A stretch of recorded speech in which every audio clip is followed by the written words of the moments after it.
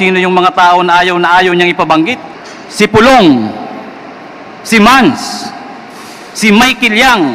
That is, Your Honor, yung anak, si Mans saka si Pulong.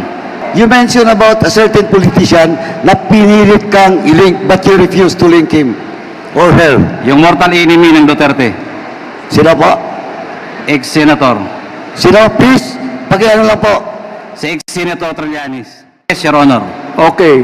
Ito, kilala ko po itong si Congressman Pulong Duterte. Sino si Atty. Mans Carpio? Siya ang asawa Yes, Your Honor. ng ating Vice President? Now, Vice President, Your Honor. Ha? Yes, Your Honor. Nakakasiguro ka? Yes, Your Honor. Involved siya? Yes, Your Honor. Matindi itong ina-accuse mo sa mga malalaking tao. Naunawaan mo ba ako? Opo, Your Honor.